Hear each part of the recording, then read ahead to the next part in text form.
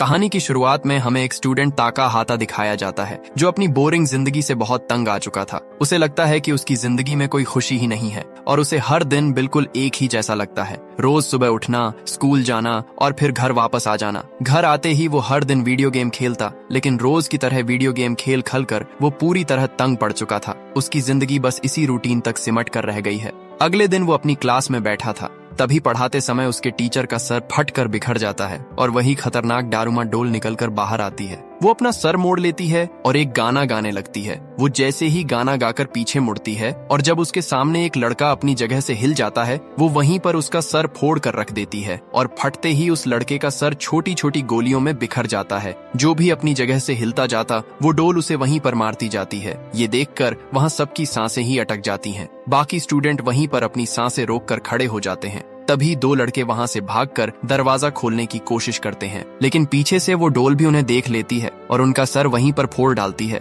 जिसे देखकर वहां सबके रोंगटे ही खड़े हो जाते हैं। जब वो डोल दूसरी तरफ मुड़ती है, तब पीछे से स्टाके नाम का लड़का उसके पीछे एक बटन लगा देख लेता है। वो सबसे कहता है कि हमें किसी भी तरह करके इस बटन को दबाना होगा, तभी हम इस डोल को बंद कर सकते हैं, नहीं तो हम सब एक एक करके मारे जाएंगे। ये सुनकर वहाँ एक लड़का उसे बंद करने के लिए भागता है, लेकिन मौके पर ही उस डोल ने उसे देख लिया और उसका सर वहीं फोड़ डाला। ये देखकर सबके होश ही उड़ जाते हैं, क्योंकि अब उनका बचना नामुमकिन था। ऊपर से टाइम भी खत्म होने वाला था, इसलिए सब वहाँ से जान बचाकर इधर उधर भागते हैं। लेकिन वो डोल भी एक के बाद एक का सर वहीं पर फोड़ती जाती है और देखते ही देखते पूरा कमरा लाशों और उन छोटी छोटी खून की गोलियों के ढेर से भर जाता है। और आखिर में सिर्फ दो ही लड़के, ताकाहाता और उसका दोस्त स्टाके ही बच पाते हैं। लेकिन अब उनके पास टाइम भी सिर्फ 35 सेकंड ही बचे थे, इसलिए स्टाके उससे कहता है कि मेरे ऊपर से कूदकर जल्दी से उसका बटन बंद कर दो। लेकिन आगे से ताकाहाता मना कर देता है। इधर सिर्फ 5 ही सेकंड बचे थे, इसलिए ना चाहते हुए भी ताकाहाता स्टाके के ऊपर से छलांग लगाता हुआ सीधा उस बटन को दबा देता है और खुशकिस्मती से वो डोल बंद हो जाती है, जिसे देखकर स्टाके की खुशी का कोई ठिकाना नहीं था। लेकिन इसी दौरान वो डोल दोबारा ऑन हो जाती है और अचानक वो डोल स्टाके का सर फोड़ डालती है और वो वहीं पर मारा जाता है। वो डोल ताकाहाता को बताती है कि बटन तुमने दबाया था, इसलिए तुम ही इस गेम को जीते हो। ये सुनकर उसके होश ही उड़ जाते हैं। वो वहाँ लाशों के पड़े ढेर को देख ही रहा था, तभी उसकी दोस्त इचिका आती है। वो उस डोल को देखकर बहुत घबराई हुई थी। इचिका उसे बताती है कि मेरे सब दोस्त भी मारे गए, मैं उनकी जान बचाना चाहती थी, लेकिन मैं उन्हें नहीं बचा सकी। हालांकि मैंने उस डोल का बटन भी दबा दिया था, फिर भी उसने सिर्फ मुझे ही अकेला छोड़ा, बाकी उसने सबको मार डाला है। इसलिए ये सुनकर ताकाहाता तुरंत अपना मोबाइल निकालकर पुलिस को कॉल करता है, लेकिन वहाँ सिग्नल का नामो निशान तक नहीं था। इसलिए वो दोनों अपनी जान बचाकर वहाँ से भाग निकलते हैं। वो वहाँ दरवाजा खोलने की कोशिश करते हैं, लेकिन सब दरवाजे बंद हो चुके थे। ताकाहाता एक सिलेंडर उठाकर उस दरवाजे को तोड़ता है, पर वो दरवाजा बहुत मजबूती से बंद था। ये देख वो ऊपर की तरफ भागते हैं। वो भागकर सीधे एक प्लेग्राउंड तक पहुंच जाते हैं। जैसे ही वो उस ग्राउंड के अंदर आते हैं, उस होल का दरवाजा बंद हो जाता है। मतलब अब वो इस गेम को खेले बगैर यहाँ से बाहर नहीं निकल सकते थे। उस ग्राउंड पर बड़ा बड़ा लिखा था कि अगर गेम को जीतना है तो कैट के गले में घंटी डालनी होगी। वहाँ जितने भी प्लेयर थे उन सब ने माउस वाला सूट पहना हुआ था। उस गेम का लीडर डोरी उन्हें वो सूट पहनने के लिए कहता है, क्योंकि अब वो दोनों भी इस गेम का हिस्सा बन चुके थे। इसी दौरान वहाँ जमीन जोर जोर से हिलने लगती है और तभी उसके अंदर से एक बहुत बड़ी कैट निकलकर बाहर आती है, जिसे देखकर उन सबके होश ही उड़ जाते हैं। वो कैट वहाँ एक प्लेयर को अपने अंदर निगल लेती है। ये देखकर सब इधर उधर अपनी जान बचाकर भागने लगते हैं, लेकिन वो कैट भी एक के बाद एक सबको अपने अंदर निगलती जा रही थी। तभी ताकाहाता और उसकी दोस्त को वहाँ एक घंटी रेंगती हुई दिखाई देती है, जिस पर टाइमर चल रहा था। ताकाहाता जब उस कैट की तरफ देखता है तो उसके गले में बास्केट रिम लगा हुआ था। ताकाहाता समझ जाता है कि हमें इस घंटी को उसके अंदर डालना होगा, तभी इस गेम को रोका जा सकता है। वो जल्दी से सबको बता देता है और तभी वहाँ सबसे प्रो प्लेयर उछलता हुआ उस घंटी को सीधा उस रिम में फेंक देता है। लेकिन आगे से वो चालाक कैट उसे रोक लेती है और उसी घंटी को लेकर वो कैट उसे दे मारती है,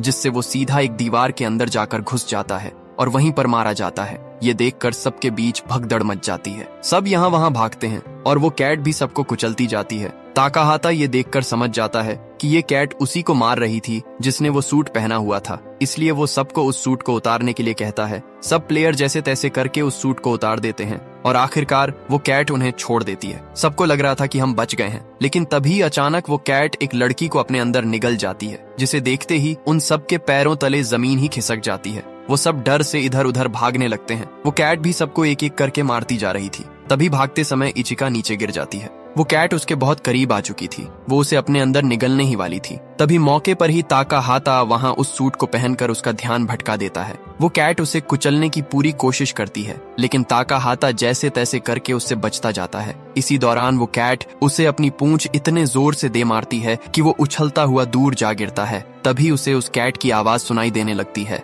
वो कह रही थी कि मेरी कमर पर बहुत खुजली हो रही है, इसलिए मुझे सुकून की नींद नहीं आ रही। ये सुनकर ताकाहाता हैरान हो जाता है कि भला एक कैट उससे बातें कैसे कर। उसे उस कैट की आवाज सुनाई नहीं देती। जब वो दोबारा अपने सर पर पहनता है तो उसे उसकी आवाज सुनाई देने लगती है, जिससे वो समझ जाता है कि इन्हीं दो कानों की वजह से वो उसकी आवाज सुन पा रहा था। इसलिए वो भागता हुआ सीधा उसकी कमर पर चढ़ जाता है और उसकी खुजली मिटाने लगता है, जिससे उस कैट को सुकून मिलने लगता है। इसलिए वो उसे और जोर से खुजलाने के लिए कहती है। ये सुनकर ताकाहाता सबसे उसकी कमर पर खुजलाने के लिए कहता है। ये देखकर बाकी सब दोस्त भी उसकी कमर पर चढ़ जाते हैं। इसलिए सब दोस्त उसकी कमर पर जोर जोर से अपने हाथों और वाइपरों से खुजलाने लगते हैं, जिससे वो कैट वहीं पर नींद में चली जाती है। इसी का फायदा उठाकर ताकाहाता वो घंटी उठाकर उस रिम में डालने ही वाला था। तभी वहां वो गेम लीडर आकर उसे रोक देता है और कहता है कि अगर तुमने इस घंटी को डाल दिया तो सिर्फ तुम ही इस गेम को जीत जाओगे और बाकी हम सब मारे जाएंगे, जैसे उस डोल ने सबको मार डाला था। लेकिन ताकाहाता उसे मना कर देता है, जिससे सबके बीच हाथापाई शुरू हो जाती है और उस हाथापाई की वजह से वो कैट नींद से उठ जाती है और उठते ही वो अपने नुकीले पंजों से वहां खड़े दो प्लेयर के बीच से टुकड़े कर देती है। ये देख ताकाहाता के होश ही उड़ जाते हैं। तभी ताकाहाता को सामने पड़ा एक बोल दिखाई देता है। ताकाहाता और इचिका दोनों उस घंटी और बोल को उठाकर एक कमरे के अंदर भाग जाते हैं और जल्दी से उस बोल और घंटी को एक कपड़े के अंदर लपेटकर बाहर ले आते हैं। वो दोनों बोल लेकर उसकी तरफ भागते हैं। उस कैट को आगे से कुछ भी समझ नहीं आ रहा था कि घंटी किसके पास है। तभी भागते समय ताकाहाता के हाथ में बोल से कपड़ा हट जाता है, जिसे वो कैट देख लेती है। उस कैट को समझ आ जाती है कि घंटी इचिका के पास है, इसीलिए वो पहले इचिका पर हमला करके उसकी बोल दूर फेंक देती है। लेकिन असल में वो घंटी नहीं थी, बल्कि वो बोल था। असली वाली घंटी ताकाहाता के पास थी, जो उसने उस बोल के टुकड़ों के अंदर छुपाई हुई थी। ताकाहाता उस घंटी को सीधा रिम के अंदर फेंकता है, लेकिन बदकिस्मती से वो घंटी रिम के अंदर नहीं जा पाती,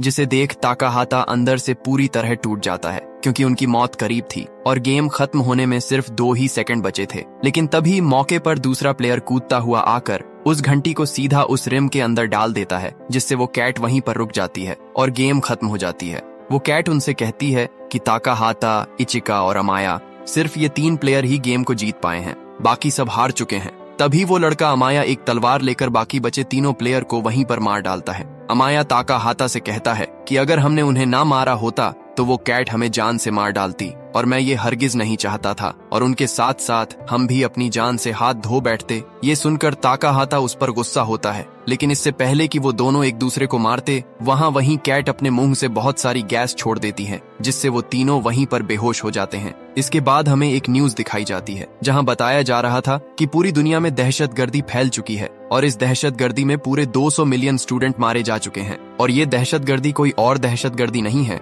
बल्कि वही दहशतगर्दी है जो वो डोल सब स्कूलों में स्टूडेंट के साथ गेम खेलती है, और अगर कोई इस गेम को हारता जाता तो वो उसे वहीं पर मार डालती। और अभी तक पूरी दुनिया को ये पता नहीं चल पाया था कि बाकी जीते हुए स्टूडेंट आखिर कहाँ गए, और जो स्टूडेंट बच गए हैं उन्हें एक बहुत बड़े सफेद क्यूब में बंद कर दिया गया है। ये वही स्टूडेंट थे जो उस गेम में विनर थे। पूरे शहर की आर्मी उस क्यूब के पीछे पड़ जाती है। वो उसे रोकने की बहुत कोशिश करते हैं, लेकिन वो इस कोशिश में नाकाम रहते हैं, क्योंकि ये क्यूब आसमान में उड़ता हुआ आगे बढ़ रहा था और इसी क्यूब में उन बचे हुए स्टूडेंट की अगली गेम होने वाली थी, और अगर वो गेम को जीत गए तो उन्हें इस क्यूब से बाहर निकाल दिया जाएगा। इधर उसी क्यूब में ताकाहाता को होश आता है। वहाँ उसके सामने उसके स्कूल की दोस्त शोको थी। शोको उसे यहाँ देखकर हैरान हो जाती है। वो उससे कहती है कि तुम यहाँ कैसे आए हो। ताकाहाता उसे बताता है कि मैंने एक गेम खेली थी और जीतने पर मुझे यहाँ बंद कर दिया गया। शोको उससे कहती है कि मैंने भी यही गेम खेली और मुझे भी इस क्यूब में बंद कर दिया गया। वो उसे कहती है कि अब तो हम जीत चुके हैं, अब भी हमारे साथ ये क्यों हो रहा है। आगे से ताकाहाता उसे बताता है कि मुझे इसके बारे में कुछ पता नहीं। उनके साथ 2 और स्टूडेंट तायरा और यूमी भी थे। वहाँ तायरा अपने लैपटॉप में उसी क्यूब की कैलकुलेशन कर रहा था, ताकि उसे सोल्व करके किसी तरह यहाँ से बाहर निकला जा सके। ताकाहाता वहाँ इचिका और अमाया को ढूंढने के लिए एक दरवाजा खोलने की कोशिश करता है, लेकिन वो दरवाजा मजबूती से बंद था। तभी वहाँ तायरा एक बटन दबाता है और दबाते ही एक स्क्रीन पर न्यूज दिखाई जाती है। उस न्यूज में भी क्यूब और पूरी दुनिया में सब स्कूलों पर आतंकवादियों के हमलों के बारे में बताया जा रहा था। तारा उससे कहता है कि तुम यहाँ से बाहर निकलने की चाहे कितनी भी कोशिश कर लो, तुम नहीं निकल पाओगे। यहाँ तक कि अगर पूरी दुनिया की आर्मी भी आ जाए तब भी हम इस क्यूब से बाहर नहीं निकल पाएंगे। ये सुनकर ताकाहाता के पैरों तले जमीन ही खिसक जाती है, क्योंकि अब उसे अपनी मौत सामने दिखाई दे रही थी। इसी दौरान उस स्क्रीन में बताया जाता है कि अगर इस गेम को जीतना है तो तुम्हें 3 चाबियों की जरूरत होगी, नहीं तो तुम सब यहाँ मारे जाओगे। तभी पीछे से वो दरवाजा खुल जाता है और उसमें से पूरी 4 कोकेशी डोल्स निकलकर अंदर आती हैं। वो उन्हें बताती हैं कि इस गेम को जो भी जीत गया वही यहाँ से बाहर निकल पाएगा। वो डोल्स उन्हें इस गेम के रूल्स बताती हैं कि तुम सबको अपनी आंखों पर पट्टी बांधकर एक ही जगह पर बैठना होगा। पर एक अजीब लाइट की किरण फेंकती है। अचानक तायरा अपने शरीर से कंट्रोल खो देता है। उसका सिर बार बार फर्श पर तब तक पटकता रहता है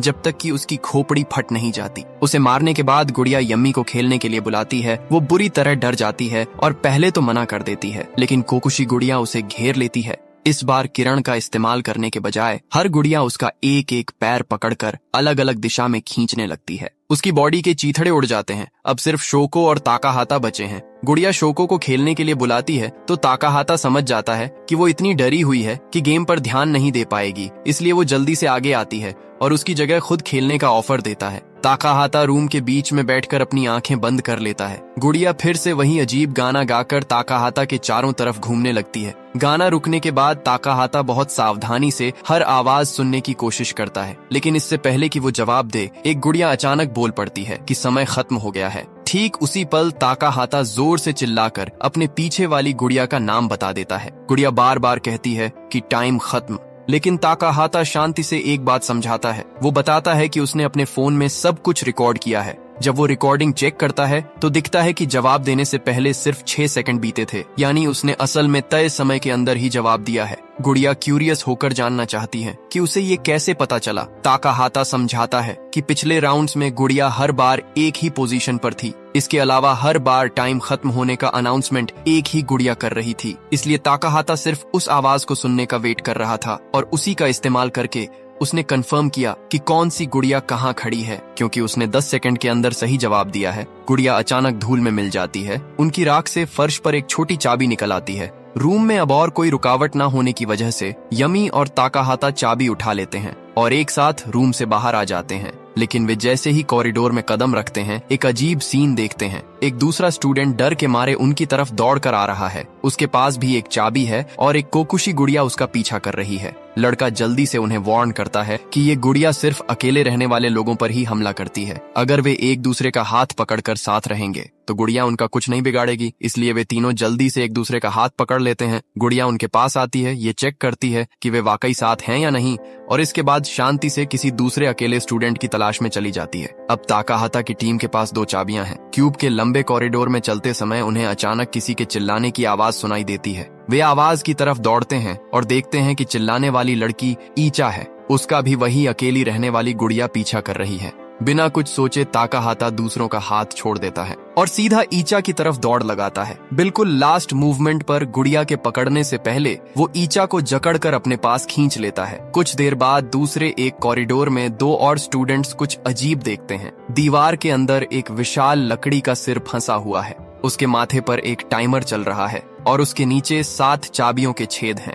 ताकाहाता की टीम जब वहां पहुंचती है तो वे देखते हैं कि उन 2 स्टूडेंट्स के पास भी 2 चाबियां हैं। सब मिलकर हिसाब लगाते हैं और उन्हें समझ आता है कि उनके पास अब 4 चाबियां हैं, लेकिन अभी भी 3 चाबियां बाकी हैं। टाइमर दिखा रहा है कि उनके हाथ में सिर्फ 2 मिनट से कुछ ज्यादा का समय है। सब दहशत में आ जाते हैं, लेकिन तभी अचानक उनके सामने फर्श पर 3 चाबियां आकर गिरती हैं। कुछ देर बाद अमाया वहां हाजिर होता है। अमाया एक दूसरे स्टूडेंट को साथ लेकर आता है, जिसे वो असल में उस अकेली रहने वाली गुड़िया को बेवकूफ बनाने के लिए इस्तेमाल कर रहा था। अब आखिरकार उनके पास 7 चाबियां हैं, लेकिन आगे बढ़ने से पहले अमाया उस स्टूडेंट को कूड़े की तरह एक तरफ फेंक देता है। इसके बाद वो शांति से इस टीम में शामिल होने की बात कहता है और बताता है कि अगले स्टेप पर जाने के लिए सबको इन चाबियों की जरूरत है और कोई रास्ता ना होने की वजह से टीम उसे एक्सेप्ट कर लेती है। वे लकड़ी के सिर में 7 चाबियां लगा देते हैं। साथ ही दीवार खुल जाती है और क्यूब के और अंदर जाने का एक टनल या सुरंग दिखाई देती है। अंदर जाने से पहले वो विशाल सिर उन्हें कपड़े बदलने के लिए कहता है। इसके बाद सिर गायब हो जाता है और टीम सुरंग से चलना शुरू करती है।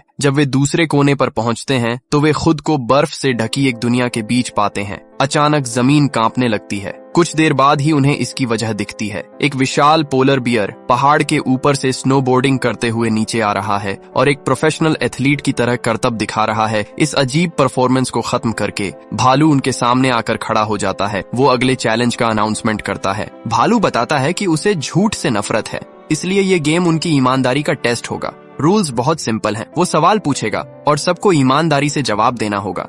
अगर कोई झूठ बोलेगा तो भालू हवा को सूंघ कर उसे पकड़ लेगा। तब टीम को तय करना होगा कि झूठा कौन है। अगर वे सही इंसान को चुन लेते हैं तभी वे अगले स्टेप पर जा पाएंगे। भालू एक आसान सवाल से शुरुआत करता है। वो सबसे पूछता है, तुम्हारा फेवरेट खाना क्या है? ये सोचकर कि गेम बहुत आसान होगा, सबको थोड़ी राहत मिलती है। सब जवाब देते हैं, लेकिन ठीक उसके बाद भालू हवा सूंघना शुरू कर देता है। इसके बाद वो कहता है कि उसे झूठ की महक आ रही है। क्योंकि किसी एक ने रूल तोड़ा है, इसलिए अब टीम के पास 2 मिनट का टाइम है ये तय करने के लिए कि झूठ किसने बोला है। थोड़ी बहस के बाद उनमें से ज्यादातर लोग उस स्टूडेंट को आरोपी ठहराते हैं जिसे ताकाहाता और ईशा ने पहले बचाया था। बिना किसी हिचकिचाहट के विशाल भालू अपने बड़े हाथ से एक थप्पड़ मारता है। लड़के की बॉडी पल भर में कुचल जाती है। अब भालू अगले सवाल पर आ जाता है। वो सबसे पूछता है कि क्या वे ताकाहाता को पसंद करते हैं। ईचा और ताई दोनों बताते हैं कि वे उसे पसंद करते हैं। अमाया भी कहता है कि उसे ताकाहाता पसंद है। लेकिन सबके जवाब खत्म होने के बाद भालू दोबारा कहता है कि उनमें से किसी एक ने झूठ बोला है। ईचा तुरंत अमाया की तरफ उंगली दिखाकर कहती है कि उसने तो पहले ही उन्हें मारने की कोशिश की थी। जब वे बहस कर रहे थे, ताकाहाता अचानक कुछ अजीब सोचने लगता है। कोई ये जानते हुए भी कि कोई मर सकता है, भला झूठ क्यों बोलेगा? भालू अचानक हंस पड़ता है। वो कहता है कि ताकाहाता आखिरकार बात को समझने लगा है। इसके बाद भालू एक चौंकाने वाली बात बताता है। वो कहता है कि उसका एक साथी इंसानी भेष में उनके बीच छिपा है और वही झूठ बोल रहा है ताकि बाकी लोग एक एक करके मारे जाएं। ये सुनने के बाद दूसरे स्कूल के 2 स्टूडेंट्स सोचने लगते हैं। वे अचानक ताई पर शक करते हैं। उनका लॉजिक बहुत सिंपल था। शून, इचा और अमाया सब एक ही स्कूल के स्टूडेंट्स हैं, इसलिए वे गेम से पहले ही एक दूसरे को जानते थे। लेकिन ताई दूसरे स्कूल से आया है और बाद में उनके साथ शामिल हुआ है, इसलिए उन्हें यकीन है कि ताई ही वो बहरूपियां हैं। ताकाहाता और ईचा जल्दी से उसे बचाने की कोशिश करते हैं, पर दूसरे उनकी बात सुनते ही नहीं। लास्ट मूवमेंट पर वे ताई के खिलाफ वोट दे देते हैं। अचानक ताई की बॉडी कुचलकर खून के ढेर में बदल जाती है। अब सिर्फ कुछ ही प्लेयर्स बचे हैं। भालू अगले सवाल की तैयारी करता है, लेकिन उसके बोलने से पहले ताकाहाता अचानक आगे आ जाता है। वो कहता है कि उसने असली धोखेबाज को पहचान लिया है। भालू रुक जाता है और क्यूरियोसिटी के साथ ताकाहाता की तरफ देखता है। तब ताकाहाता एक हैरान करने वाली बात कहता है। वो कहता है कि ये पोलर बियर ही असली झूठा है। भालू कंफ्यूज हो जाता है। तब ताकाहाता अपना लॉजिक समझाता है। वो बताता है कि ताई ने मरने से पहले असल में उसे ये समझने में मदद की थी। जब ताई का खून भालू के हाथ पर गिरा था, तब उसकी बॉडी का सफेद रंग थोड़ा सा धुल गया था। उस रंग के नीचे काले बाल दिखाई दिए थे। इसका मतलब ये जानवर कभी पोलर बियर था ही नहीं। ये असल में एक काला भालू था जिसने दूसरे का भेष बना रखा था, क्योंकि भालू ने अपनी बॉडी के रंग को लेकर ही झूठ बोला था। ताकाहाता तब एक जरूरी बात समझ जाता है। अगर उसने इस बारे में झूठ बोला है तो उसकी कहीं दूसरी सारी बातें भी शायद झूठ ही हो। इसका मतलब उनके बीच कभी कोई धोखेबाज था ही नहीं। भालू सिर्फ उनके साथ धोखा कर रहा था ताकि वे एक दूसरे पर शक करें और खुद ही अपने आप को खत्म कर लें। ये सब सुनकर दानव भालू को बहुत गुस्सा आता है। वो अचानक हवा में उछलता है और अपनी बॉडी से टीम को कुचलने की कोशिश करता है, लेकिन ताकाहाता और बाकी लोग जल्दी से हट जाते हैं। भालू का निशाना चूक जाता है और वो सीधा पास के गर्म पानी के झरने में जा गिरता है। खौलता हुआ पानी जानवर को अंदर से जला देता है। बॉडी गलने की वजह से वो दर्द से चिल्लाने लगता है। आखिरकार दानव हार मान लेता है। गायब होने से पहले वो जिंदा बचे मेंबर्स को बता देता है कि अगले चैलेंज के लिए उन्हें कहाँ जाना है। जल्द ही ताकाहाता, ईचा और अमाया नई जगह पहुंच जाते हैं। वहाँ कुछ अजीब गुड़िया की टीम उनका वेलकम करती है। गुड़िया अनाउंस करती हैं कि अब फाइनल चैलेंज शुरू होगा। इस खेल का नाम किक द कैन है। ये लुका छिपी के खेल का एक डरावना वर्जन है। गुड़िया रूल्स समझाती हैं। एक प्लेयर को आकुमा के रूप में चुना जाएगा, जिसका मतलब है वो दानव जो दूसरों को ढूंढेगा। खेल शुरू होने से पहले आकुमा को ऊंचाई पर रखे एक कैन को लेकर जमीन पर बने एक सर्कल के ठीक बीच में रखना होगा। जब आकुमा ये कर रहा होगा, बाकी प्लेयर्स को जल्दी से कहीं छिप जाना होगा। अगर वे सूर्यास्त तक छिपे रह सके तो वे जीत जाएंगे, लेकिन आकुमा भी जीत सकता है। अगर आकुमा किसी को ढूंढ लेता है तो उसे उसका नाम लेकर चिल्लाना होगा और कैन पर पैर रखना होगा। ऐसा करते ही वो इंसान बंदी बन जाएगा। और खेल खत्म होने तक जेल में बंद रहेगा।